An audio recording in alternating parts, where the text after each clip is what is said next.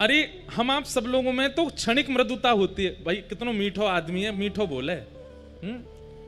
अरे ये तो बड़े सरल हैं, ये तो बड़े सहज हैं, पर हम जैसे सरल सहजों में भी कभी कभी आप उसके बहुत निकट जाके देखोगे ना, तो कभी कभी उसमें भी क्रोध दिख जाएगा, कभी कभी उसमें भी रोष दिख जाएगा, कभी कभी उसमें भी आक्रोश दिख जाएगा, जो अब सरल सहज दिखता है। पर हमारी किशोरी जी कैसी हैं, कभी रोष करें ही ना है, वो तो राशि हैं। मैं एक जगह कथा में कह रहे हो कि हमारी श्री जी कैसी हैं, ललिता विशाखा की हैं, तुम तो चैंटियों ना डरे, और उनकी तो बहुत दूर की बात है। कोई ऐसी प्रसंग था, मुझे याद नहीं आ रहा, कि श्री जी कहें कि श्याम सुंदर मुझ से डरे हैं, मुझे या बात की बड़ी चिंता है कि ये मोते डरे हैं। तो ललिता विशाखा बोली कायकू? बोले देखो ये खूब सहजता से लीला करें अपनी, जैसे ही मैं कुंज में आऊं ये बड़े असहज से है जाएं, ये तुरंत अपनी कारी कमरी उठा के ऐसे बिछा देंगे, वंशी को भीतर धर लेंगे, नृत्य आदि करनों ने थोड़ा धीमो कर देंगे, नेत्र थोड़े से नीचे कर लेंगे, ऐसे असहज से है जाएं, मुंह को ऐसा लगे जो मोते डरे हैं। तो ललिता विशाखा बोली कछु ना डरे तुम ते, कृष्ण डरनो तो बहुत दूर की बात, तुम ते चेंटियों ना डरे। हे श्यामाजू, जब आप चले ना, तो जब कोई व्यक्ति चले तो चेंटी भाग गए इधर उधर कि भाई हम पे पाम नहीं धर दे, पर जब हमारी किशोरी जी चले ना, चेंटी स्थिर है जा, बोले धर दे, क्योंकि पता है ऐसे कोमल चरण हैं कि श्री जी चरण धर के भी चली जाए, चेंटी मरे ना है, आपको आनंद आ जा, आहा ऐसे कोमल चरण मुझको प्राप्त है। ऐसी हमारी मधुर श्री किशोरी जी। तो राशि, श्री ध्रुवदास जी कहते हैं कि किशोरी जी कैसी हैं, बोले राशि हैं, भंडार हैं, मृदुता की कृपालुता की राशि है। और न कहूं न रिस कहूं, भूले हूं न होत सखी, न कहूं न रिस कहूं, भूले हूं न होत सखी। रिस मतलब गुस्सा, भूल से भी गुस्सा नहीं आता कभी श्री जी को। न कहूं न रिस कहूं, भूले हूं न होत सखी, रहत प्रसन्न सदा, हिय मुख हासे हैं, रहत प्रसन्न सदा। और ऐसी सुकुमारी प्यारी, प्यारे जू की प्राण प्यारी, ऐसी सुकुमारी प्यारी, प्यारे जू की प्राण प्यारी, ऐसी सुकुमारी प्यारी, लाल जू की प्राण प्यारी, ऐसी सुकुमारी प्यारी, लाल जू की प्राण प्यारी। हे धन्य धन्य धन्य ते जिनके उपासे हैं, धन्य धन्य धन्य ते जिनके उपासे हैं। हित ध्रुव और सुख जहां लखी देखियत, हित ध्रुव और सुख जहां लखी देखियत, सुनियत जहां लगी सब दुख पासे हैं, सुनियत जहां लगी सब दुख पासे हैं। ऐसी हमारी श्यामा जी बड़ी कृपा करें, और उनकी कृपा इस उत्सव के रूप में हमको प्राप्त हुई है। साल भर में भैया हमारी खूब कथाएं रही हैं, सब जगह जा रहे हैं, पर कृपा युक्त कथा तो कोई कोई होवे, और ये कृपा से मिली वही कथा है, ये हमारे लिए भी कृपा युक्त कथा है।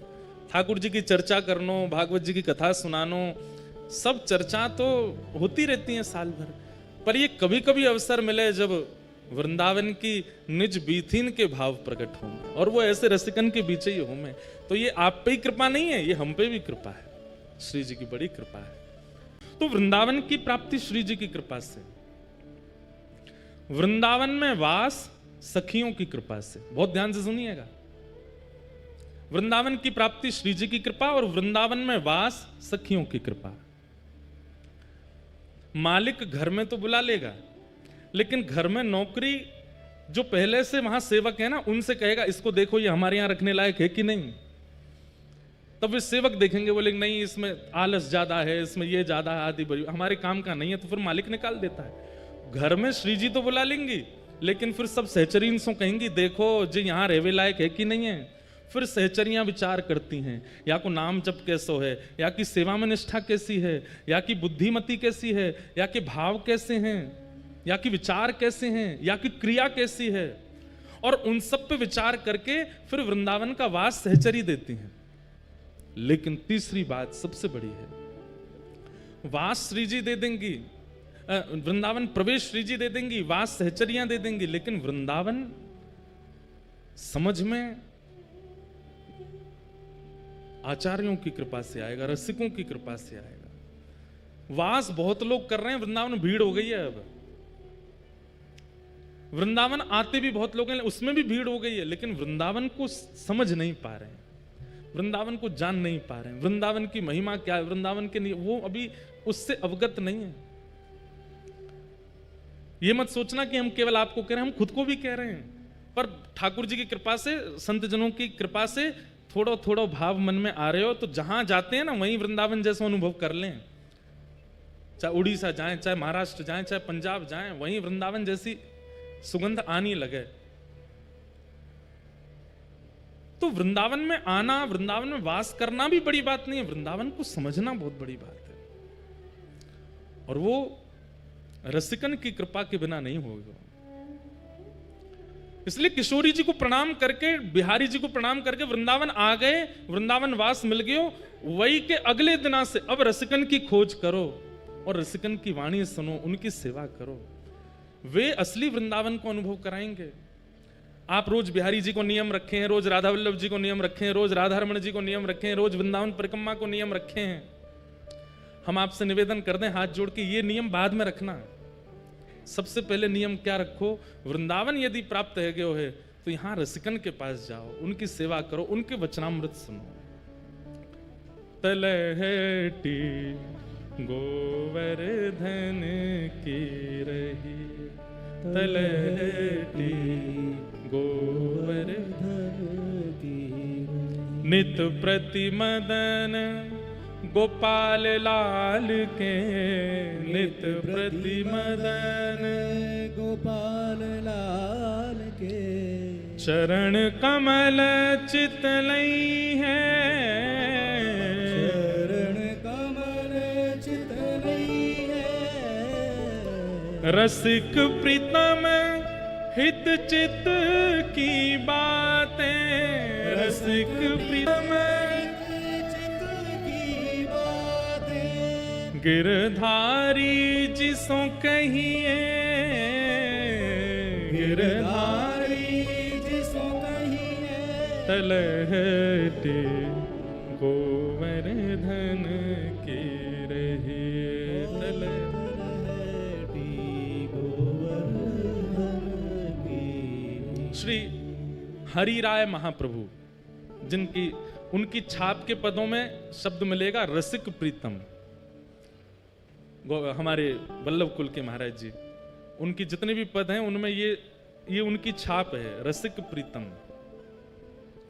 इन्हीं का पद है, नैनन में ही राखूं पिया तो है, तुमरी एक रोम की छवि पर जगत वार सब लाखूं, रसिक प्रीतम संगम की बातें काहू सो नहीं भाकूं। तो बात क्या है, वृंदावन की प्राप्ति श्री जी की कृपा से, वृंदावन में वास सखीन सहचरीन की कृपा से, पर वृंदावन का अनुभव ये तो रसिक संतन की कृपा से होएगा, ये तो रसिकन की कृपा से होएगा। उनको ढूंढो, उनके चरण वंदन करो।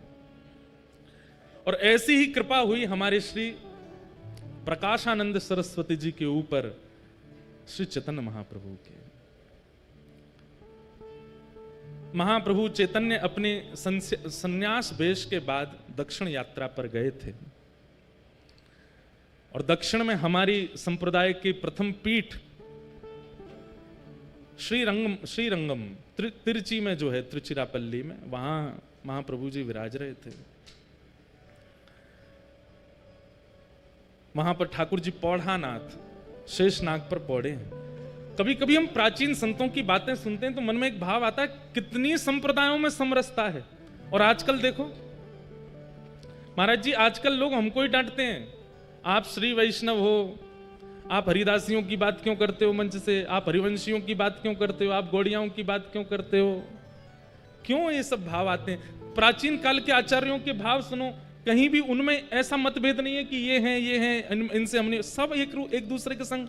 अब हरिराम व्यास जी, वो तो स्वामी श्री हरदास जी के पास इतने विराजमान रहते, जबकि स्वयं हितरवंश महाप्रभु के अनुयायी। अपने पुत्र को तो दीक्षा ही उन्होंने स्वामी जी से दिलवाई। एक प्रसंग आता है कि स्वामी जी, हितरवंश महाप्रभु, रूप सनातन गोस्वामी आदि आदि ये सब लोग, गिरिराज जी आए, यहाँ पर 56 भोग हुए थे, तो श्री गोसाई विठलनाथ जी ने 56 भोग में सबको आमंत्रित किया, सारे रसिकजन यहाँ पर आए। अभी हम प्रसंग सुन रहे हैं कि श्री चैतन्य महाप्रभु रामानु संप्रदाय के हमारे श्री वैष्णव मंदिर में दर्शन करने के लिए गए। तो पहले इतनी समरसता थी संप्रदायों में, आचार्यों में, अब पता नहीं क्यों मतभेद होता जा रहा है, और ये अच्छा नहीं है। देखिए, आपको अगर भगवत प्राप्ति आपका उद्देश्य है, तो फिर ये इस प्रकार के पक्ष विपक्ष में मत रहिएगा। हम श्रेष्ठ हैं, वो अश्रेष्ठ हैं, हमारे यहाँ ऐसा, उनके यहाँ ऐसा, वो नहीं करना चाहिए, ये नहीं सुनना चाहिए, ऐसा नहीं। सबके भाव रखो। चैतन्य महाप्रभु दक्षिण गए, श्रीरंगम श्री रंगनाथ भगवान पौढ़ानाथ उनके आंगन में खड़े हैं महाप्रभु चैतन्य, और जैसे ही कपाट खुले, महाप्रभु जी की स्थिति ऐसी थी। अभी हम जगन्नाथपुरी के पास राउल केला से कथा करके आए हैं, तो महाप्रभु जी के भाव अभी तक चित्त में हैं।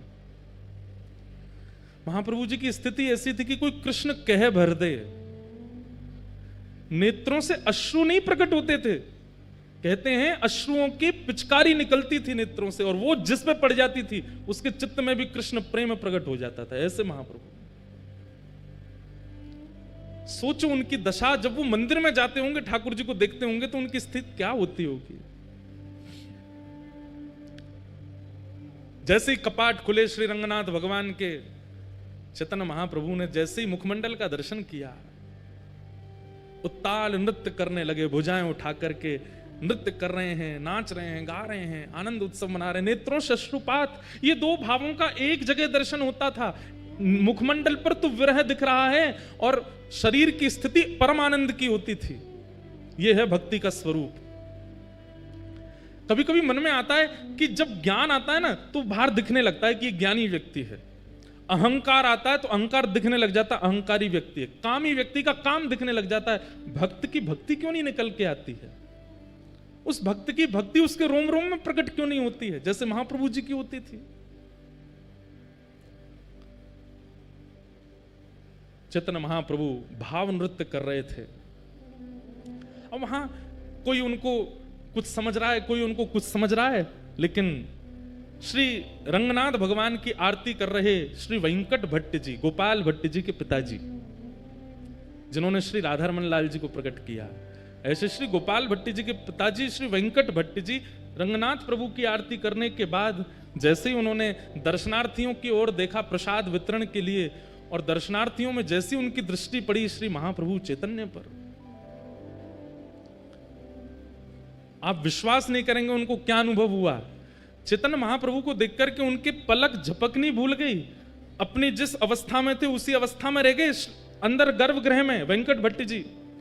और थोड़ी देर में वो क्या देखते हैं कि चैतन्य महाप्रभु तो अंतर्ध्यान हो गए, साक्षात नारायण नृत्य कर रहे हैं महाप्रभु जी के रूप में, और वे अपने नेत्रों पर विश्वास नहीं कर पा रहे। अपनी आंख मीटते हैं, खोल के देखते हैं तो चैतन्य महाप्रभु हैं।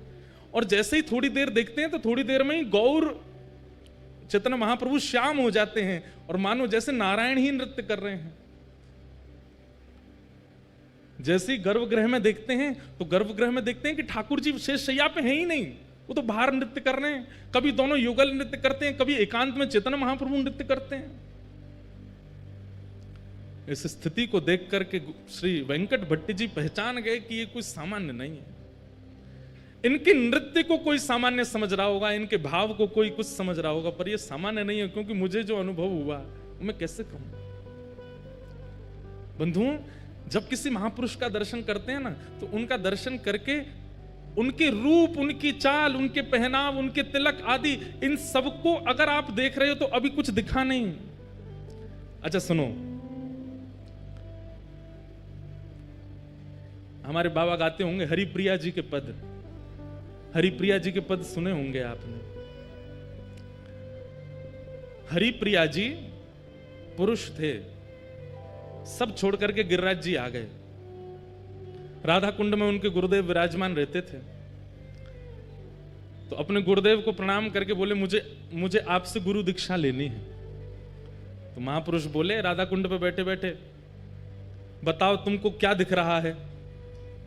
तो हरिप्रिया जी, पहले उनका पूर्व नाम कुछ और था, बोले माथे पर सुंदर उर्दपुंड है, गले में तुलसी की माला है, अद्भुत वस्त्र पहने हैं, आसन पर गुरुदेव विराज रहे हैं, करुआ पास में रखा है, ठाकुर जी की सेवा पीछे हो रही है। गुरुदेव बोले दीक्षा नहीं देनी, जाओ। और सुनो, दीक्षा की इतनी तुमको भूख है, जाओ गिरिराज जी की परिक्रमा लगा के आओ। लेकिन उनको इतनी इच्छा थी दीक्षा की, चले गए गिरिराज जी की परिक्रमा लगाई। परिक्रमा लगा करके 5-6 घंटे में लौट करके राधा कुंड जैसे ही पहुंचे, चरणों में प्रणाम किया, बोले गुरुदेव परिक्रमा हो गई, अब दीक्षा दे दो। उन्होंने फिर वही प्रश्न किया, क्या दिख रहा है तुम्हें? कुछ दिख ही नहीं रहा था। बोले माथे पर उर्दपुंड है, गले में तुलसी माला है, नीचे वस्त्र पहने हैं, पीछे ठाकुर जी की सेवा है, बगल में राधा कुंड है, इधर श्याम कुंड है, आदि आदि। फिर से जाओ परिक्रमा लगा के आओ, एक और परिक्रमा लगाओ। निष्ठा इतनी थी उनकी कि थके हारे थे, लेकिन फिर से चले गए परिक्रमा में। अब की बार उनको 6 की जगह 9 घंटे लग गए परिक्रमा करते करते, पैरों में छाले पड़ गए। 2 परिक्रमा में ये हालत हो जाती है। बेचारे गिरते पड़ते जैसे तैसे आए, प्रणाम किया, गुरुदेव अब दीक्षा दे दो। पूछे अब क्या दिख रहा है तुम्हें? तो रोने लगे, बोलो मुझे कुछ नहीं दिख रहा, मुझे वही दिख रहा है, तिलक है, गले में कंठी माला है नीचे। बोले सुन, एक परिक्रमा और लगा के आ।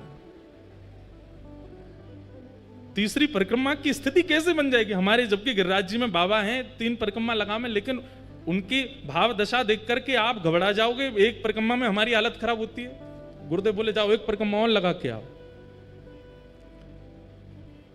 गुरु आज्ञा मान करके चले तो गए, लेकिन गुरु की आज्ञा पर संशय नहीं किया, गुरु की आज्ञा पर बिल्कुल विचार नहीं किया, अपने पैरों के फोड़ों पर, पैरों में छालों पर चिंता नहीं की। गुरु आज्ञा कर रहे हैं, कुछ तो होगा, निकल गए।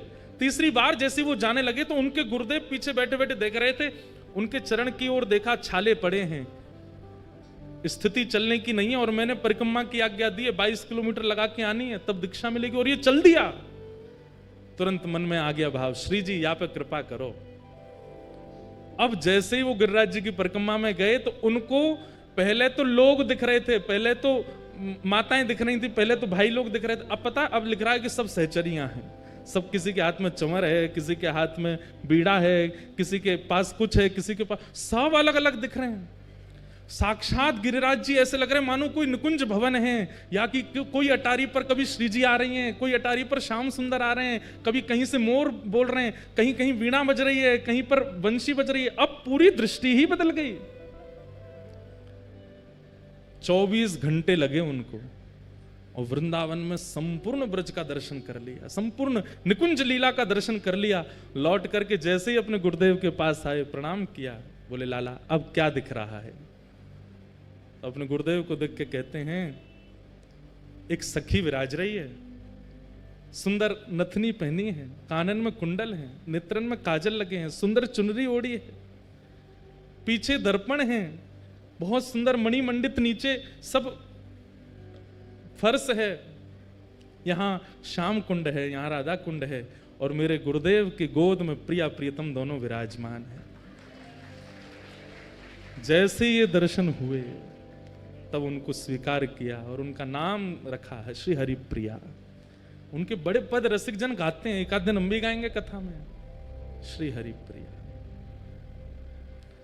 मैं क्या बताना चाह रहा हूं आपको कि ब्रज में रहने वाले रसिक महापुरुष अगर इनके मन में आ गई कि याकू ब्रज को अनुभव होना चाहिए तो हो जाएगा।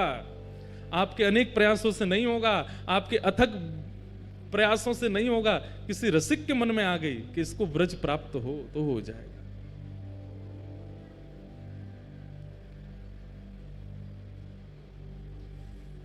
और उसके लिए उनका रूप, उनका श्रृंगार, उनका चंदन, उनका तिलक, उनके वस्त्र वो सामान्य नहीं दिखेंगे, उसमें कुछ अद्भुतता का अनुभव होगा। और जब तक वो अद्भुतता नहीं, जबरदस्ती की मत देखियो, कोई महापुरुष जा रहे हैं तुम जबरदस्ती ये तो देखो नथनी पहन के जा रहे हैं, कानून जबरदस्ती नहीं देखना है। आपकी दृष्टि पड़ी और अपने आप दृष्टि में कुछ ऐसा भाव है, जरूरी नहीं सहचरी भाव में ही दिखे, किसी अन्य भाव में भी दिख सकते हैं। और तब तक वो भाव प्रकट नहीं होगा जब तक आपका साधन, आपका सेवा, आपकी रसिकन की संग ये सुदृढ़ नहीं होगी, तब तक ये दर्शन नहीं होगा। हम आप सब तो सही बताएं, जबरदस्ती बस आ गए वृंदावन में, हम लोगों को अनुभव है ही नहीं रहे हो ने की भी। गोपाल भट्ट जी के पिताजी वेंकट भट्ट जी ने महाप्रभु जी को देखा। श्री रंगनाथ भगवान की निज सेवा करने वाले वेंकट भट्ट जी बाहर आए और आकर के हाथ जोड़ के कहा, आप कौन हैं? मैं जब से आपको देख रहा हूं मेरे नेत्र आपसे हट नहीं रहे। आप में एक दैवी आकर्षण है जो मुझे खींच रहा है अपनी ओर। मैं नित्य नारायण की सेवा करता हूं, मेरा उनके प्रति जो ध्यान रहता है वैसा ध्यान मेरा आज तक किसी व्यक्ति विशेष के प्रति हो ही नहीं सकता, पर मुझे जैसी भावना उनमें लगती है वैसी आप में लग रही है। आप कौन है? तब महाप्रभु जी ने अपना परिचय दिया।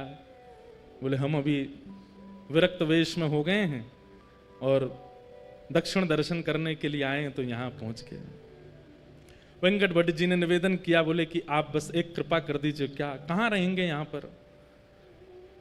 कोई निवास स्थान? बोले, अभी तो कुछ नहीं। बोले, हमारे घर चलिए ना, वहीं विराजिएगा, हम पर कृपा कर देना। ये वृंदावन महिमामृत की रूपरेखा बता रहे हैं, कैसे निर्माण हुआ वृंदावन महिमामृत। चैतन्य महाप्रभु वेंकट भट्ट जी के घर गए। वेंकट भट्ट जी के सुपुत्र हैं श्री गोपाल भट्ट, भगवान की गुण मंजरी। महाप्रभु जी जैसे ही घर पहुंचे, उनकी पत्नी, उनके रिश्तेदार सबने महाप्रभु जी का दर्शन किया, लेकिन जैसे ही श्री गोपाल भट्ट जी ने दर्शन किया, गोपाल भट्ट जी तो मानो जैसे उनकी भी स्थिति ऐसी हो गई, पलक झपकना भूल गए, पैर धर कहीं रहे, जा कहीं रहे, देख करके अपने अपने अपने वश में अपना शरीर नहीं है, ऐसी स्थिति हो गई।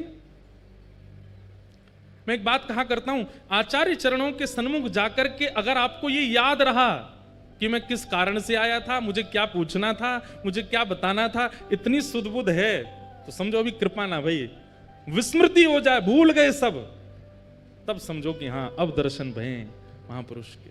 भूल गए, प्रश्न याद नहीं आ रहा है, क्या सोच के आए थे भूल गए, लाए थे माला लेके आए थे, प्रसाद लेके आए थे, दक्षिणा पोषा कुछ अर्पित करने, कुछ पता ही नहीं चल रहा है, उठा कुछ रहे हैं, धर कुछ रहे हैं, ऐसी स्थिति हो जाएगी।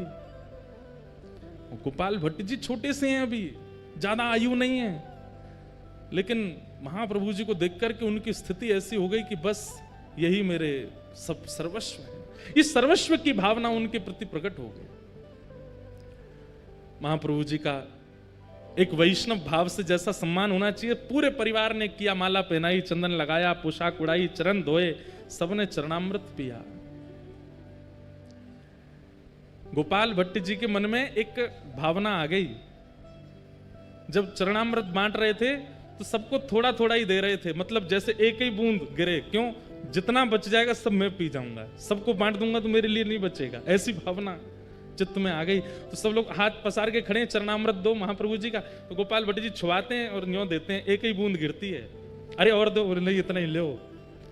और जैसे सब में बांट दिया, पता चली सब हो गया, जितना बचा सब पान कर गए स्वयं ही। आहा,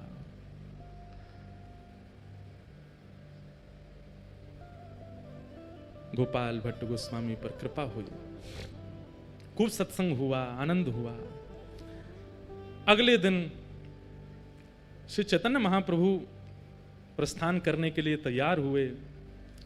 वेंकट भट्ट जी ने निवेदन किया, बोले कि महाप्रभु जी आप कहां जा रहे हैं? बोले अब यात्रा हो गई हमारी, अब आगे चलेंगे। बोले आज आषाढ़ शुक्ल एकादशी है, आज से चातुर्मास प्रारंभ हो रहा है, आपका प्रथम विरक्त वेश है, अब आप नहीं जा सकते यहां से, 4 महीना तो हिल नहीं सकते। और पूरा घर नृत्य करने लगा। चैतन्य महाप्रभु चिंता में बैठे, बोले कि ये क्या हुआ, आज से चातुर्मास प्रारंभ हो गया, मुझे तो याद ही नहीं था। और सबसे प्रसन्न होकर के झूम रहे हैं श्री गोपाल भट्ट गोस्वामी, छोटे से। बोले ये तो हम पर कृपा करने के लिए ऐसा योग बना है कि आप भूल गए और वो दिन आ गया कि अब आपको यहीं रहना पड़ेगा। महाप्रभु जी बोले कैसे बताऊं कि गोपाल भट्ट तुम गुणमंजरी हो, तुम ही वृंदावन में श्री राधा रमण जी को प्रकट करोगे। और राधा रमण प्रकट करता पर एक आध 2 दिन 4 दिन की कृपा नहीं, यहां तो 4 महीना एक रसिक एक महापुरुष की कृपा होगी, दृष्टि होगी, आस्वादन होगा, संग मिलेगा, तभी तो श्री गोपाल भट्ट जी प्रकट करेंगे। श्री गोपाल भट्ट की हृदय वेदना प्रगट्यो शाले ग्राम, रूप सुधा को खान हमारो श्री राधा रमण जी। इतना प्यारो ठाकुर मिलो है क्योंकि महाप्रभु जी की। और देखिए कृपा भी कहां, दक्षिण में जाकर के श्री वेंकट भट्ट जी के यहां रंगनाथ मंदिर के पुजारी के घर के बालक के ऊपर। वृंदावन स्वयं चुनता है, आप वृंदावन को नहीं चुनते। वृंदावन को अगर आपको चुनना होगा तो आपको रसातल से ले आया जाएगा कि आओ भाई वृंदावन में रहो, तुम वृंदावन के हो। महाप्रभु जी 4 महीने वहां विराजे। वेंकट भट्ट जी के छोटे भाई थे, उनका नाम था प्रबुद्ध भट्ट। वे बहुत पहले ही घर परिवार छोड़ के संन्यास आश्रम उन्होंने ग्रहण कर लिया था। परम विद्वान, परम ज्ञानी और काशी में विराजमान थे। ऐसा ज्ञान था उनका कि उनके जैसे उन्होंने 10,000 शिष्य बनाए, मतलब ना ज्यादा ना कम, अपने जैसे ही 10,000 बना दिए, इतने ज्ञानी थे। उनके सामने बड़े बड़े विद्वान टिक नहीं पाते थे। प्रबुद्ध भट्ट देखो, एक महापुरुष एक परिवार में जाकर के एक नहीं कितनों पर कृपा करता है। ये तो गोपाल भट्ट जी सामने बैठे हैं, प्रबुद्ध भट्ट तो है ही नहीं वहां पर, वो तो काशी में है। कभी कभी अपने घर की पूछते थे क्या चल रहा है घर पर, तो उन्होंने पूछताछ करी, भैया हमारे दक्षिण में हमारे परिवार में सब आनंद मंगल है। कोई गया था दक्षिण से, उसने जाकर के बताया, बोले महाराज आनंद मंगल, आपके यहाँ तो वेद पाठ आदि सब बंद हो गए, आपके यहाँ पे नित्य पूजा आदि यज्ञ हवन होम होते थे, सब बंद हो गया, अब तो एक ही चीज होती है। बोले क्या? भुजा उठा के हरि हरि बोलो, हरि हरि बोलो, सब प्रेम से बोलो, हरि बोलो, ये सब होता है। प्रबुद्ध भट्ट जी बोले ये कौन कर गया, ये क्या बोल रहे हो, ऐसा हो ही नहीं सकता। हमारे दोनों बड़े भैया बड़े वैदिक हैं और बड़े कर्मनिष्ठ हैं, कर्मकांड तो हमारे यहाँ रोज हवन होता है, रोज यज्ञ होता है, नियम से वेंकट रंगनाथ भगवान की सेवा अर्चना कैंकर्य होता है, ये क्या बोल रहे हो? बोले अरे महाराज आपको नहीं पता, आपके यहाँ की स्थिति सब बिगड़ गई है। कारण? बोले कारण कोई कृष्ण चैतन्य महाप्रभु हैं, वो पहुंच गए। कहते हैं उनको देखते ही प्रेम प्रकट हो जाता है चित्त में, उनको देखते ही भाव प्रकट हो जाता है। उन्होंने जाकर के आपके परिवार के ऊपर ऐसा टोना किया है, सब एक तरफ धर के केवल और केवल हरिनाम संकीर्तन करते हैं। ये सुनकर के प्रबुद्ध भट्ट जी को बड़ा क्रोध आया। बोले इसकी जानकारी बताओ तो मुझे, कौन है चैतन्य कृष्ण? उनके बारे में सब बताया। बोले कि अभी जगन्नाथपुरी में विराज रहे हैं और महाराज इनके ऊपर ऐसी शक्ति है, ऐसा टोन। अब ये तो देखो आज भी होता है, ये आज भी होता है। हमारे चित्र विचित्र बाबा गाते हैं, लोग बाग झूमते हैं, आनंद करते हैं, तो 4 लोग बैठ के यूं भी कहते होंगे ये कुछ पी के आते हैं जो इनकी आवाज ऐसी आ जाती है, ये कुछ खा के आते होंगे ऐसा जो इनके स्वर ऐसे हो जाते हैं। हमारी पूनम दीदी जब गाती हैं तो भाव में नेत्रों से आंसू गिरने लगते हैं, उसमें भी लोग बाग बोले जबरदस्ती रोती हैं, इनके भाव नहीं आ रहे हैं, जबरदस्ती। लोग बाग बोलते हैं, लोग बोलना बंद नहीं करेंगे। आप भाव से राधा रमन जी के मंदिर में जाके नृत्य करने लग जाओ, उधर नचकैया खड़ो है, नाच रहो है, ठाकुर जी के आगे भी मान नहीं रहे हो, यहीं पे नाच रहो है। आजकल हमारे लिए भी बन रही है बातें, तो क्या ये तो जब महाप्रभु जी को नहीं छोड़ा, जब मीराबाई को नहीं छोड़ा लोगों ने, तो फिर ये हम तो कहाँ नेक नेक से बालक हैं, हमको कैसे छोड़ दें? और ये भी कृपा है आपके लिए। 4 लोग यूं कहें पाखंड है तब समझो कि हाँ बढ़िया है, ये भक्ति के आसपास सिक्योरिटी गार्ड तो भी आ गए। हमारे प्रेमानंद जी महाराज बेचारे कैसा राधा नाम प्रचार कर रहे हैं, उनके पीछे भी लोग पड़े रहते हैं, कुछ ना कुछ बोलते रहते हैं, कहते रहते हैं, करते रहते हैं। परंतु ये बात मान लीजिएगा, ये आपकी भक्ति की सिक्योरिटी हो रही है, अच्छा है। भ्रात श्री प्रबोधानंद जी कहते हैं भ्रातः तिष्ठ टले टले विटपिनाम ग्रामेषु भिक्षामटः। नहीं, श्री रूप गोस्वामी कहते हैं स्वच्छंदम पिबयामुनम जलमलम चीराणि कंथाम कुरु सम्मानम कलयाति घोर गरलम नीचपुमानम सुधा। वृंदावन में तो आपकी निंदा होने लग जाए तो समझो अब भक्ति सुरक्षित है, अब भक्ति बढ़िया हमारी, अब यहाँ पे कोई की आंच नहीं आवेगी, बढ़िया है। बाहर खड़े हैं 4 पहरेदार, और बहुत सम्मान होने लग जाए तो घबरा जाना कि कहीं हमारा नाम ना छूट जाए। तो प्रबुद्धानंद जी ने जैसे ही सुना, अच्छा प्रकाशानंद नाम हो गया था उनका, प्रकाशानंद जी ने जैसे सुना, अच्छा इसने मेरे घर जाकर के सबको, बोले हमारा वो गोपाल भट्ट उसकी क्या स्थिति है, वो तो बालक है, वो तो ठीक है, उसको बुला दो। बोले उसकी तो पूछो ही मत, वो तो दिन रात रोते रहते हैं। बोले दिन रात, बोले ठाकुर जी को नहीं, चेतन महाप्रभु को याद करके रोते हैं। प्रकाशानंद जी बोले ढूंढो इसको, कहां है? बोले ये तो अभी वहां हैं जगन्नाथपुरी में, इनको पत्र लिखो। पत्र लिख करके चेतन महाप्रभु को भेजा, और क्या लिखते हैं पत्र में? अरे चैतन्य, ना कोई नाम, ना कोई सम्मान, ना कोई उपाधि, चैतन्य।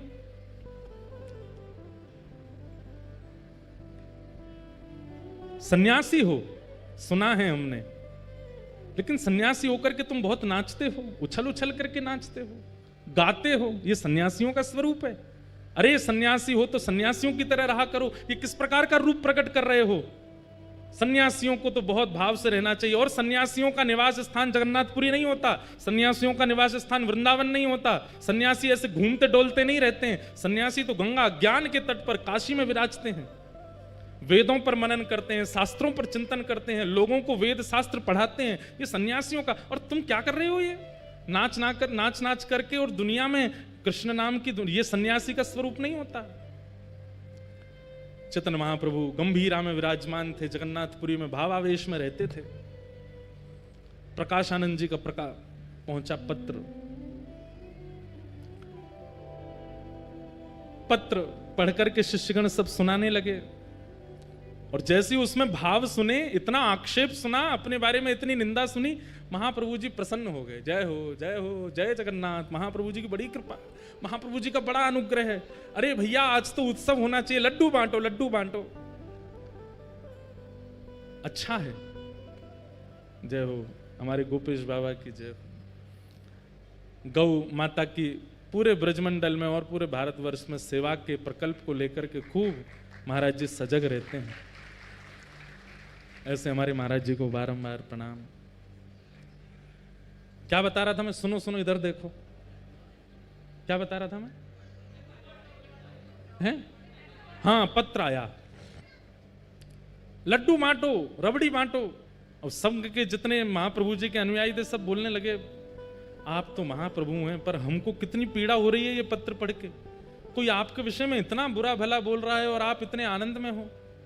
महाप्रभु जी बोले नहीं नहीं, ये रक्षा है, ये भक्ति की रक्षा है, ये भाव की रक्षा है, ये हमारी सेवा की रक्षा है, ये रक्षा तो होती रहनी चाहिए। अच्छा है, मैं बहुत दिन से प्रयास कर रहा था, विचार कर रहा था, इतने प्रेमी ही प्रेमी मिल रहे हैं, कोई हमको निंदा करने वाला नहीं मिल रहा। बहुत अच्छा, ठाकुर जी ने चुन के भेजा, ये पत्र संभाल के हमारे कक्ष में रखो।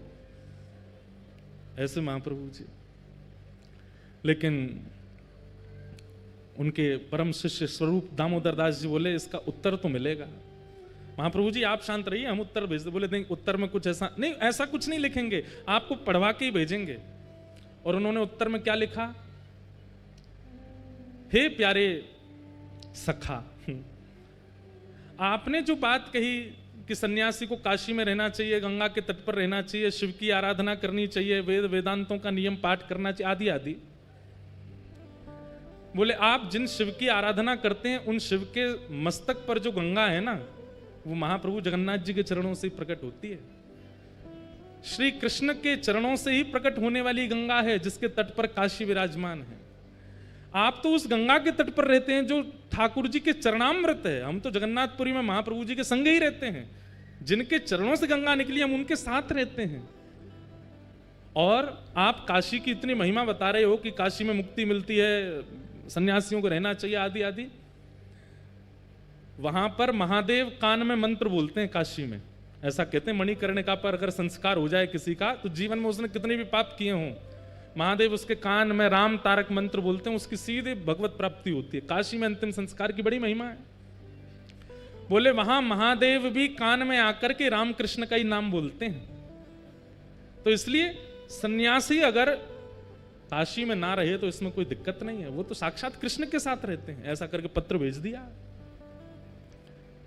लेकिन निंदा करने वालों को उत्तर देने से वो निंदा करना बंद नहीं करते और ज्यादा करते हैं। प्रकाशानंद जी बोले जानते नहीं है मैं कौन हूं और मुझे उत्तर दे रहे हैं, रुक जाओ मैं इनको बताता हूं। प्रकाशानंद जी पत्र लिखते हैं, ए चैतन्य, ऐसे ही बोलते, मैंने सुना है तुम दाल भात खाते हो, उसमें घी डाल डाल के खाते हो, छेना पोड़ा खाते हो, रसगुल्ला उड़ाते हो, महाप्रभु जगन्नाथ जी के 56 भोग बनते हैं, ये सन्यासी का भोजन है? सन्यासी तो एक समय पाता है, सन्यासी को तो ऐसे रहना चाहिए, सन्यासी तो आसन नहीं रखता, सन्यासी अपने भवन नहीं बनाता, सन्यासी ऐसे नहीं करता, आदि आदि सब बात बोल दी। बोले तुम तो नृत्य करते हो, ठुमक ठुमक के नाचते हो, उछल उछल के कीर्तन करते हो ठाकुर जी का और 56 भोग उड़ाते हो। अरे तुम जानते हो वशिष्ठ ऋषि, तुम जानते हो कैसे कैसे सन्यासी परंपरा में हुए, उन्होंने भोजन प्रसाद त्यागा तब जाकर के ठाकुर जी का भजन किया। और इतना होने के बाद भी उनके जीवन में विषयों ने कहीं ना कहीं आक्रमण कर दिया और तुम तो महाप्रसाद पाते हो। और जगन्नाथपुरी में तो एकादशी भी नहीं होती है, वहां तो चकाचक स्कंद पुराण में आकंठ पाना चाहिए एकादशी के दिन। बोले इतना प्रसाद पाकर के, इतने 56 भोग पाकर के तुम सन्यास धर्म का निर्वहन कर ही नहीं सकते हो। ऐसा हो ही नहीं सकता कि विकार और विषय तुम्हारे चित्त में ना आते हों। ये पाखंड बंद करो, ऐसा करके पत्र लिख दिया। चैतन्य महाप्रभु के पास पत्र आया। महाप्रभु जी किसका पत्र आया? बोले प्रकाशानंद सरस्वती, गोपाल भट्टी जी के चाचा जी। क्या लिखा? अरे ये तो मेरे परम प्रिय हैं, इन्होंने क्या लिख के भेजा जरा बताओ तो। सब शिष्यों में होड़ लगी, इनके सामने पढ़ना ही नहीं है, कुछ उल्टा ही लिख के भेजा होगा। महाप्रभु जी बोले बैठो यहीं पर, यहीं पढ़ के सुनाओ क्या लिखा है। पढ़ के पूरा बताया, ये लिखा है, ये लिखा है, ये लिखा। महाप्रभु जी और खुश हो, बोले लड्डू बंटवाओ, रबड़ी बंटवाओ, 56 भोग लगवाओ, आज भक्ति की और रक्षा हो रही है। अब नियम की रक्षा हो, पहले भक्ति की रक्षा, अब नियम की रक्षा हो रही है, अब सन्यास धर्म की रक्षा हो रही है। भैया इनका पत्र जब जब आए मेरे को जरूर सुनाना। लेकिन शिष्यों ने कहा ये अच्छा नहीं है, ये तो गलत बोल रहे, उत्तर तो देंगे। उत्तर में लिख करके भेजा, महाराज जंगल का राजा शेर मांस खाता है, हिरणों को खा जाता है, इतना मांस भक्षी होता है, पर कहते हैं साल में एक बार सहवास करता है बस। ऐसा दूषित भोजन करने वाला और काम पर इतना विजय उसका।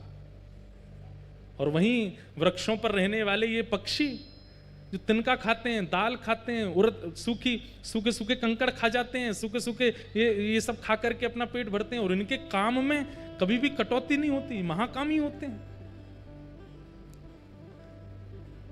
आप यदि आहार से जीवन यापन की बात कर रहे हैं तो फिर सारे विषय शेर में होने चाहिए थे, लेकिन वो तो काम पर विजय प्राप्त करके बैठा है। और ये सारे पशु पक्षी सारे बड़ा अल्प आहार लेने वाले, इन पर काम पर विजय नहीं है, इस पर क्या कहेंगे आप? जब ये पत्र लिख करके भेजा तो प्रकाशानंद जी तो और ज्यादा आग बबूला हो गए। अपने शिष्यों से बोले इसको पकड़ करके काशी लेके आओ, इस चैतन्य को मैं बताता हूं, ये मेरे सामने तो आए। बंधुओं एक बात सुनिएगा, सब साधन कर लीजिए जीवन में, लेकिन उस साधन का अहंकार नष्ट करने की सामर्थ्य केवल और केवल प्रेम लक्षणा भक्ति में है। अगर प्रेम लक्षणा भक्ति जीवन में नहीं है और आपका नाम जब 2 लाख पहुंच गया है, अभिमान आएगा। प्रेम लक्षणा भक्ति जीवन में नहीं है और हर एकादशी गिरिराज जी की परिक्रमा करते हो तो उस परिक्रमा का अभिमान आएगा। सेवा का अभिमान सामान्य अभिमान से ज्यादा भयानक है। कई लोगों को सेवा का अभिमान हो जाता है, हम इतना नाम जप करते हैं, हम ऐसी सेवा करते हैं। अरे हमको कई बार मन में भाव आता, इतनी कथा कर रहे हैं, धुआंधार यहां से वहां भागते ही रहते हैं। अगर प्रेम लक्षणा भक्ति चित्त में होगी तो अपनी सेवा का अभिमान नहीं होगा।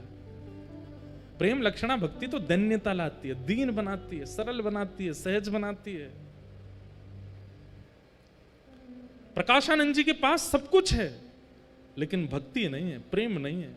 उनको वेद वेदांत कंठस्थ याद हैं, जहां से जब चाहे उस श्रुति का पाठ शुरू कर देते हैं, लेकिन प्रेम भक्ति नहीं है। लेकिन कृपा तो इन पर करनी है, और वो समय आया। ये पत्रों से आदान प्रदान तो बहुत दिनों तक चलता रहा, बहुत निंदा करने लगे सब जगह महाप्रभु जी की, लेकिन एक बार समय आया। क्या? महाप्रभु जी काशी पधारे, और तपन मिश्र नाम के एक भक्त थे, उनके यहां महाप्रभु जी विराजमान थे। इनको पता चला प्रकाशानंद जी को कि वही कृष्ण चैतन्य काशी आया है। बोले इसको कैसे भी करके मेरे सामने ले आओ। ये मेरे सामने आया नहीं, और मैंने अपने वेद वेदांतों के बाणों से इसका पर्दाफाश कर दूंगा। ऐसे ऐसे बात। अब सोचो कितना घनघोर वैष्णव अपराध इनसे बन रहा है। वैष्णव अपराध के दो ही निधान हैं। पहला निधान तो बहुसंख्या में वैष्णव यदि क्षमा कर दें तो वैष्णव अपराध दूर होगा, या जिसके प्रति वैष्णव अपराध बना है वो क्षमा कर दे तो वैष्णव अपराध दूर होगा। इतना भयानक वैष्णव अपराध बन गया था इनसे। अब महाप्रभु जी को इनके पत्रों से चिंता होती थी। क्या चिंता होती थी? कि बोले भैया इनको गति कहां मिलेगी, ये जिस तरीके की भाषा बोलते हैं, जितना अपमान करते हैं, भले ही कुछ नहीं है लेकिन कृष्ण नाम तो बोलते ही हैं, इनकी गति कैसे होगी? अब महाप्रभु जी ने मन बनाया कि मुझे इनसे एक बार तो मिलना है। लेकिन कैसे मिलन हो? तब काशी में एक सन्यासियों की सभा हुई, और उस सभा में सब सन्यासी पधारे, सब वेदज्ञ पधारे, सब ज्ञानी पधारे। तभी लोगों ने जाकर के प्रार्थना की महाप्रभु जी से कि आप भी चलो। महाप्रभु जी बोले हम भीड़ में नहीं जाते, सभा में नहीं जाते। बोले नहीं महाप्रभु जी आप चलेंगे, इतने लोगों को दर्शन होगा, चलिए ना। महाप्रभु जी आए। यहां मंच पर बैठे हुए प्रकाशानंद जी को पता नहीं था कि महाप्रभु जी आने वाले हैं। पूछने लगे, बोले भैया विलंब क्यों हो रहा है इतना ज्यादा, इसको सभा को आगे बढ़ाओ। तभी किसी ने कहा, बोले कृष्ण चैतन्य महाप्रभु आ रहे हैं, उनकी प्रतीक्षा हो रही है। प्रकाशानंद जी ने तो अपनी कमर कसी, सिर पर एक पटका सा बांधा, बोले आज आने दो, आज बढ़िया है, इतनी सभा है, सबके सामने इसको आज देखूंगा। हाथ कांप रहे हैं, क्रोध में पैर कांप रहे हैं, आंखें लाल पड़ गई हैं, ताम्रवर्ण हो गया है, कब आएगा कब आएगा, मेरे सामने तो पड़े एक बार।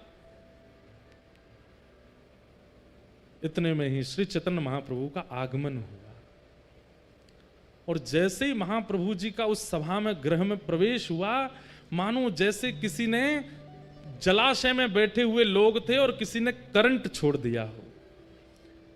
जैसे ही महाप्रभु जी का आगमन हुआ, मानो महाप्रभु जी वहां आए और यहां आगे बैठा व्यक्ति कृष्ण कृष्ण कृष्ण कृष्ण कृष्ण, उसके मुख से नाम ध्वनि प्रकट हो गई।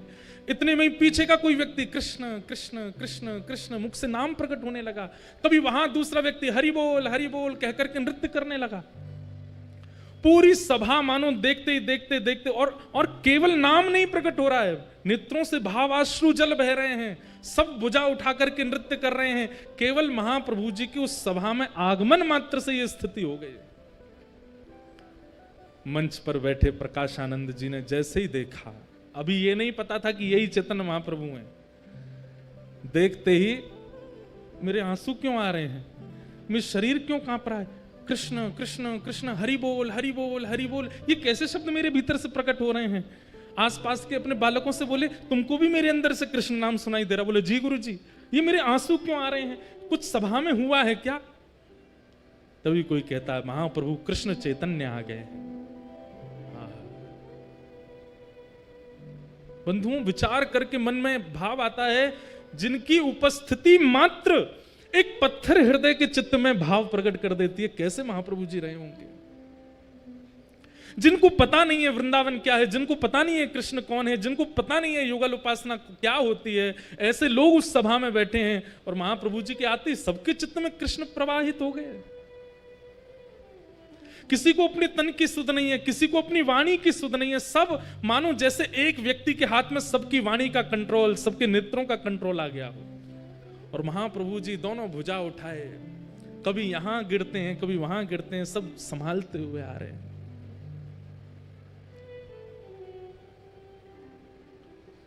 प्रकाशानंद जी अपने क्रोध विरोध को तो भूल गए, मुख से नाम प्रकट हो गया, नेत्रों से आंसू प्रकट हो गए, और तभी चेतन महाप्रभु आए और आकर के ऐसे ही नीचे सभा में ही एक जगह सी बना दी लोगों ने। अच्छा, एक बात मैंने पढ़ी कि लोग बाग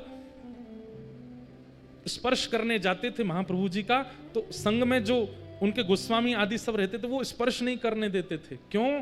क्योंकि ऐसी भाव साम्राज्य में रहते थे महाप्रभु जी, अगर किसी ने स्पर्श कर लिया तो वो सह नहीं पाएगा।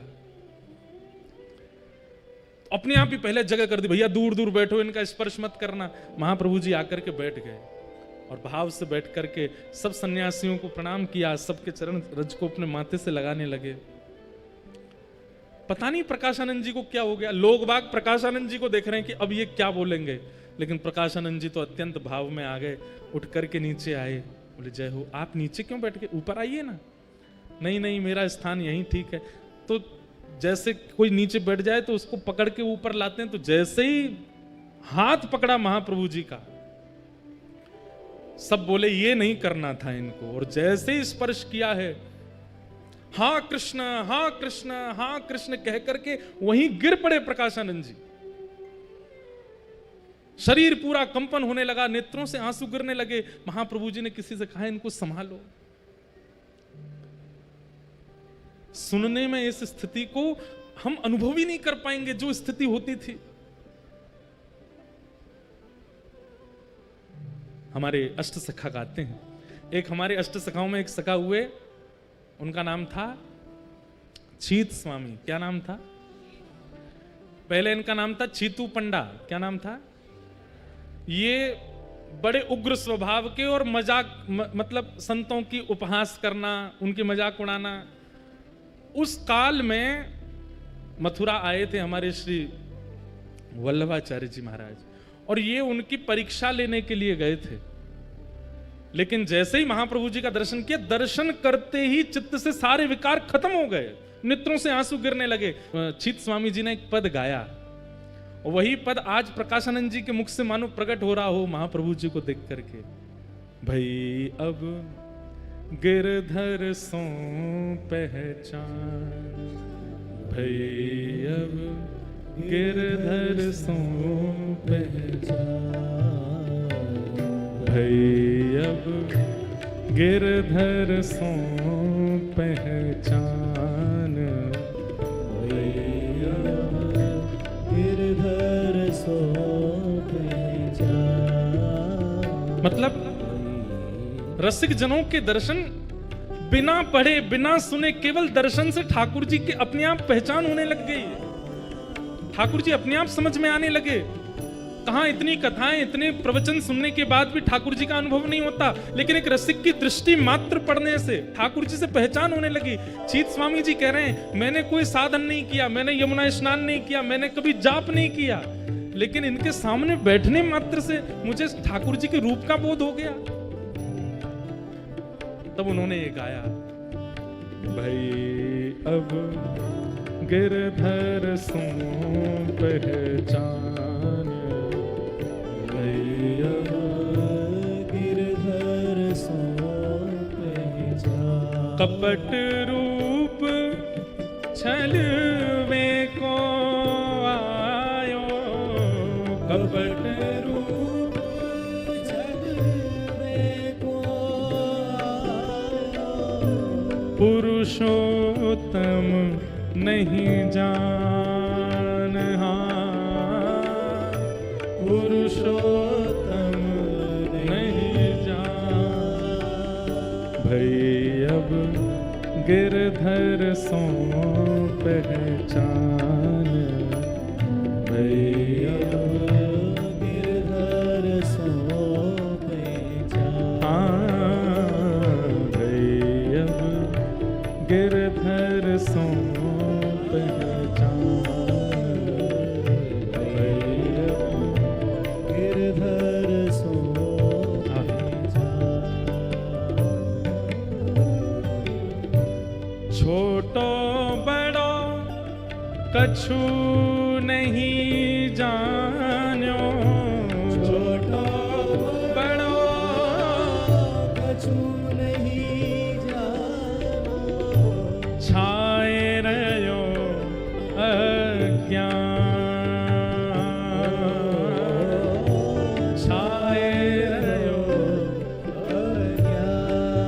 जीत स्वामी जी कहते हैं मैंने छोटे बड़े को कभी पहचाना नहीं, कौन प्रणाम करने योग्य, कौन मित्र बनाने योग्य है, कौन त्यागने योग्य है, इनका बोध मुझे नहीं हुआ था, लेकिन इनके सामने बैठते ही मुझे अब दिखाई दे रहा है। मेरे मित्र जिनके संग में रहता हूं ये संग रहने लायक नहीं है, और जिन जिन का मैंने उपहास किया, जिन जिन की मैंने निंदा की, वो सब प्रणम्य थे। आज मुझे बोध हो गया है इनको देखने के बाद। ये महापुरुषों के दर्शन से होता है कि आपको विवेक बुद्धि जागृत हो जाती है। जीत स्वामी देखत अपनायो, जीत स्वामी देखत अपनायो, श्री विठ्ठल कृपा निधान हो, विठ्ठल कृपा भई अब गिरधर सौंप भई अब गिरधर सौंप भई अब गिरधर सौंप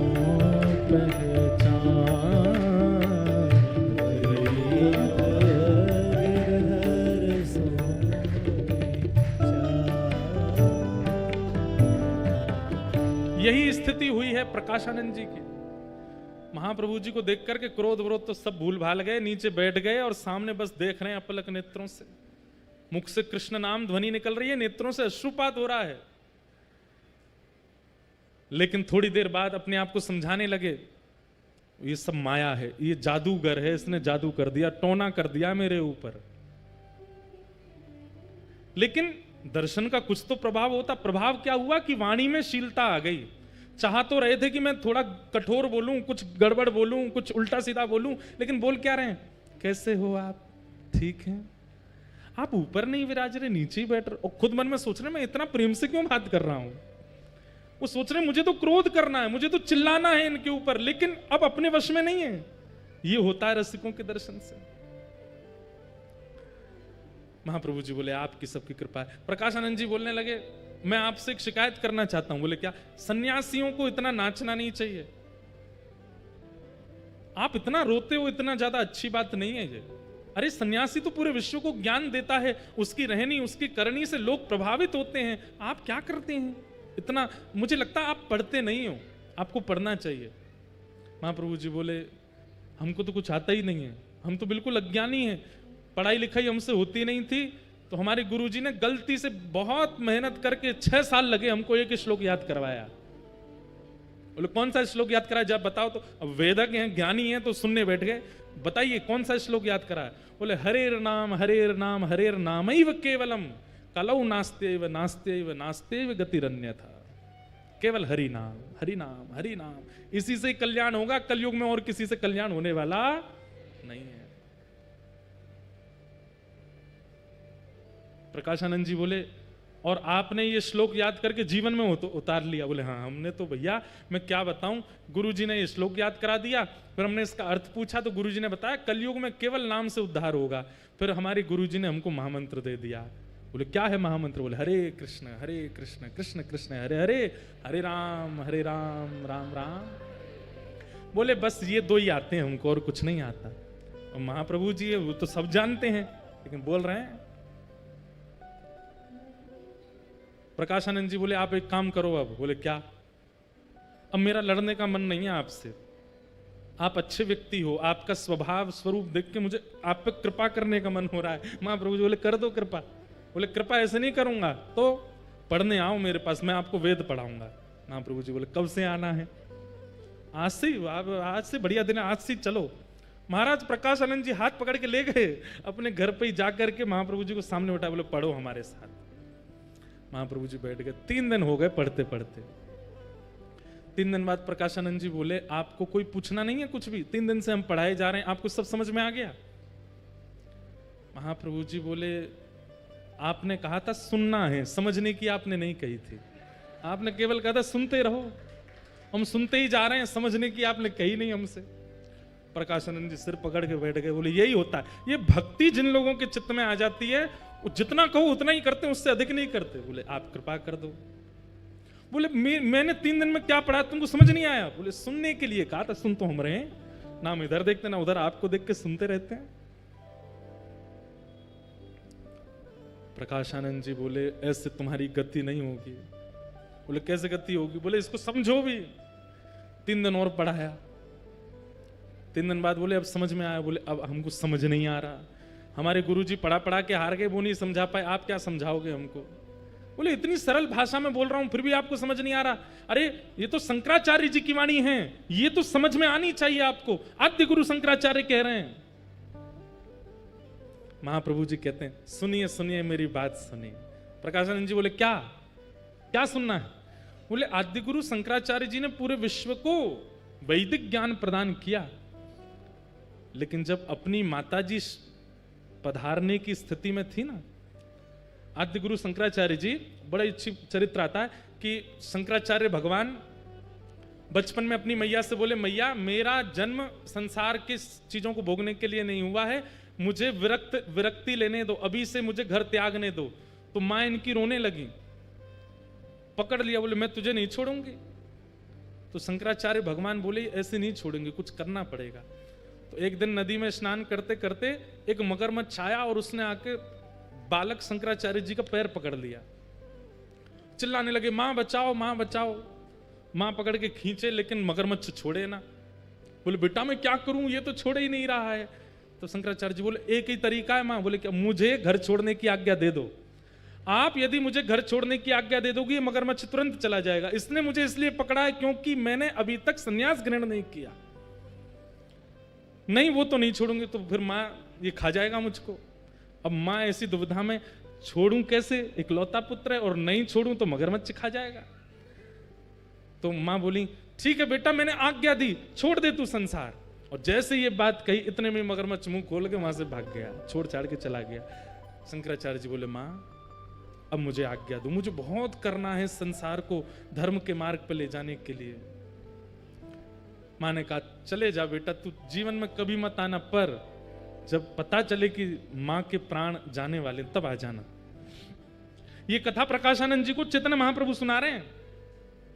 और बोले फिर शंकराचार्य जी ने क्या किया, पूरा विश्व जो बौद्धवादी हो गया था उन सब लोगों को परब्रह्म कौन है, परमात्मा कौन है, वो घटघटवासी हैं, आदि आदि, इस सब बातों को उन्होंने अपने शंकर भाष्य आदि से सुनाया, समझाया।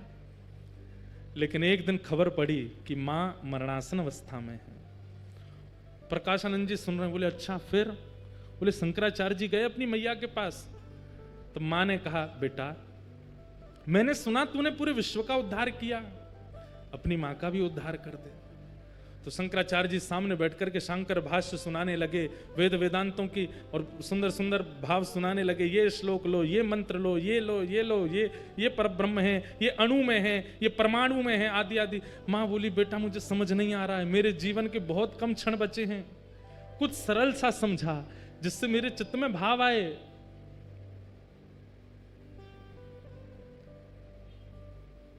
तब पता है प्रकाशानंद शंकराचार्य जी ने क्या सुनाया? बोले क्या सुनाया? बोले श्री कृष्णाष्टकम भजे ब्रजैकमण्डलम समस्त पाप खंडनम सुभक्त चित्तरंजनम सदैव नंदनंदनम सुपीच्छ गुच्छमस्तकम, जो पीली पीली पाग अपने सिर पर धारण करते हैं, सुनाद वेणुहस्तकम अनंगरंग सागरम नमामि कृष्ण नाम। और ये सुनते सुनते शंकराचार्य जी सुनाते सुनाते रो रहे हैं, और सुनते सुनते मां के नेत्रों से अश्रु निकले और भगवत धाम की प्राप्ति हो गई। अपनी स्वयं की जन्मदात्री मां के लिए शंकराचार्य जी कृष्णाष्टकम गाते, और आप मेरे को यहां पे वेद वेदांत पढ़ाने बैठ गए हो। गति तो कृष्ण नाम से ही होगी प्रकाशानंद जी। प्रकाशानंद जी बोले इसका प्रमाण दो मुझको। तो प्रमाण दे दिया, बोले वहां लिखा है, इस बात का प्रमाण दो, उसका प्रमाण दे दिया, बोले नाम से गति होगी, इसका प्रमाण दो, प्रमाण दे दिया, प्रमाण प्रमाण प्रमाण प्रमाण, इतने प्रमाण दे दिए प्रकाशानंद जी को। लेकिन कुतर्की व्यक्ति के प्रमाणों से काम नहीं चलते, वो तो इसका भी प्रमाण लेके आओ। तो चैतन्य महाप्रभु को क्रोध आया, और जैसे ही आवेश में क्रोध आया, षड्भुज रूप धारण करके चैतन्य महाप्रभु प्रकट हो गए सामने। बोले तुझे प्रमाण चाहिए, देख प्रमाण, मैं ही प्रमाण हूं। और राम कृष्ण युक्त जब महाप्रभु जी का दर्शन किया, हाथ में धनुष बाण लगे हैं, कर में वंशी लगी है, जब षड्भुज रूप का दर्शन किया, बस एक क्षण के लिए दर्शन दे करके महाप्रभु जी ने तुरंत अपने भाव को अपने अंदर व्यवस्थित किया और चले गए वहां से। प्रकाशानंद जी तो रो रो के बुरा हाल हो गया उनका, बोले कि ये सामान्य नहीं है, ये साधारण नहीं है, ये कोई टोना टोटका जादूगर नहीं है, ये तो साक्षात श्री कृष्ण है, ये साक्षात श्री राम है, ये साक्षात परमात्मा ही इनके चित्त में विराजमान है, मैं इनको सामान्य पुरुष समझ रहा हूं।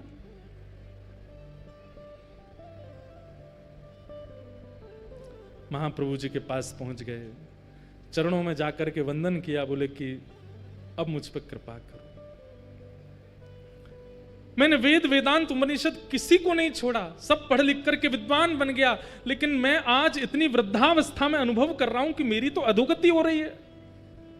हे नाथ, मैं आपके चरणों में अपने नाक रगड़ के प्रार्थना करता हूं, मुझ पर कृपा करो। चैतन्य महाप्रभु ने प्रकाशानंद जी की ओर देखा, बोले अब एक ही कृपा है। बोले क्या? हम जो कहें वो करो। बोले क्या करना है? बोले इसी वक्त सब छोड़ के वृंदावन चले जाओ, श्री धाम वृंदावन की प्राप्ति कर लो। और श्री वृंदावन में जाकर के वहां आपको रूप गोस्वामी मिलेंगे, सनातन गोस्वामी मिलेंगे, मधु पंडित मिलेंगे, आदि आदि सब मिलेंगे। हमारे रूप गोस्वामी जी ने श्री गोविंद देव जी को प्रकट किया है, सनातन जी को मदन मोहन जी मिले हैं, मधु पंडित को गोपीनाथ जी मिले हैं। आपके ही परिवार का एक बालक गोपाल भट्ट, जिसका नाम सुनकर के आप इतने बौखला गए थे, वह भी आएगा वृंदावन, और उसके यहां भी ठाकुर जी प्रकट होंगे। आप उससे पहले वृंदावन जाइए और श्री वृंदावन की महिमा पर अपनी कलम चलाइए, वृंदावन की महिमा को प्रकट करो।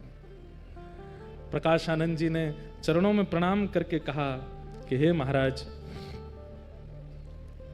मैं वृंदावन जा रहा हूं। वृंदावन का नाम सुनते ही नेत्र सजल हो गए। मैं वृंदावन जा रहा हूं, लेकिन मुझे पुनः आपके दर्शन कैसे होंगे? बोले कोई नहीं, गोपाल भट्ट जब आएंगे वृंदावन और एक दिन उनकी विरह वेदना होगी चित्त में, और तभी उनके सेवित शालिग्राम जी से राधा रमण लाल जी प्रकट होंगे। उन राधा रमण जी को ही देखते रहना, कभी कभी मेरा अनुभव हो जाएगा। गौर होले राधा रमण, उनमें ही मेरे भाव का दर्शन आपको हो जाए। अब शरीर से मेरा दर्शन आपको दोबारा नहीं होगा, वृंदावन जाओ। और श्री प्रकाशानंद जी महाराज वृंदावन के लिए निकले, चरणों में प्रणाम करके बोले पहले मेरा नाम बदलो, ये प्रकाशानंद नाम ही हटा दो, इसने मेरा सर्वनाश ही किया है, मेरा नाम बदल दीजिए। चैतन्य महाप्रभु ने कह दिया, बोले प्रकाश की आवश्यकता वृंदावन में किसी और से नहीं, वहां तो नित्य प्रकाश रहता है, इसलिए प्रकाशानंद नहीं, अब प्रबोधानंद जाएंगे वृंदावन। और प्रबोधानंद जी को वृंदावन भेजा, जिन्होंने वृंदावन की रस भी थी और कुंज गलियों में जाकर के वृंदावन महिमामृत ग्रंथ की रचना की। बोले वृंदावन बिहारी लाल की जय। ऐसे श्रीधाम वृंदावन का प्राकट्य श्री प्रबोधानंद जी ने किया। किशोरी जी की कृपा से ब्रज मिल जाएगा, सहचरियों की कृपा से वास मिल जाएगा, पर वृंदावन के अनुभव तो किसी रसिक की कृपा से ही होंगे। अगर रसिक की कृपा नहीं भई तो वृंदावन का अनुभव हो पाना अति मुश्किल है, अति दुष्कर है।